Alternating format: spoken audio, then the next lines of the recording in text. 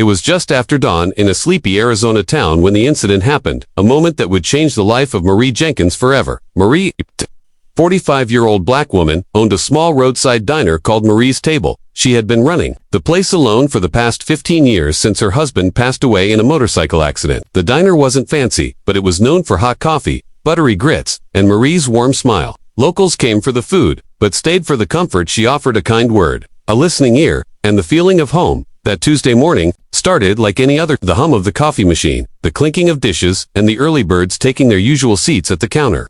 But at 7:03 a.m., the dusty piece of the highway shattered when a group of motorcycles pulled into the lot. They weren't loud in sound, but they carried a presence: leather vests, heavy boots, the unmistakable insignia of the Hells Angels. Most customers lowered their eyes. A few whispered. Marie just kept wiping down the counter. Among the bikers was an older man named Hank. White, tall, weathered face, long silver beard. He wore the patch of a full member. He was the kind of man people judged on sight. But Marie had seen enough in life to know that the loudest threats didn't always wear leather. Hank ordered coffee and eggs. He thanked Marie softly, gave a tired smile. She nodded back, sensing the wear of the road on him, not just miles, but life itself. But the calm didn't last.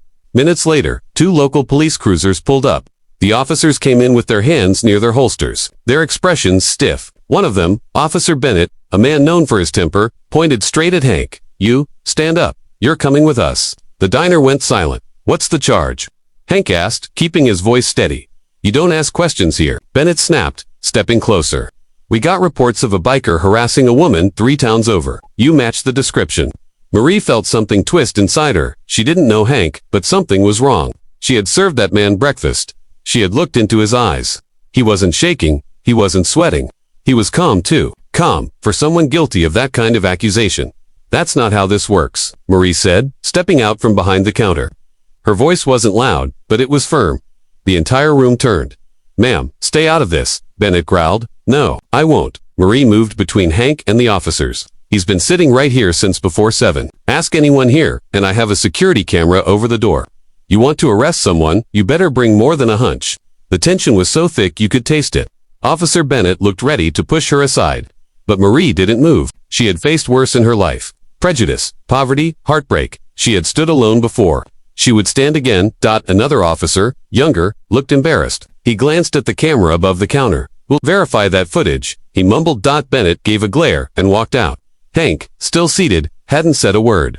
But his eyes, those eyes, were no longer tired. They were filled with something raw: gratitude, respect, maybe even pain. The rest of the bikers quietly paid and left. Hank was the last. As he stood, he looked at Marie and said, "No one ever stands up for us." "Thank you." She simply nodded. "You deserved kindness, that's all." The next morning, the diner parking lot thundered like a storm. Marie looked out the window and froze. More than 200 motorcycles were lined up across the highway. Leather, denim, boots, a sea of roaring engines and scarred faces. It looked like a biker rally, but no one was shouting. No one was revving their engine. They were here for her. Hank walked in first, followed by several others. He placed a small, handmade wooden plaque on the counter. It read, "For the woman who stood tall." Below it, the Hells Angels insignia was burned into the wood.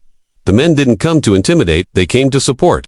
They ordered food, helped clean up, fixed a broken fence behind the diner, and even donated money for repairs Marie hadn't been able to afford in years. Some stayed and shared stories. Others just sat quietly, sipping coffee in peace. And none of them ever disrespected her space. Not one. Over time, the diner became a neutral ground, a safe haven. Bikers from all over the state came through. And word spread of the woman who stood up when no one else would.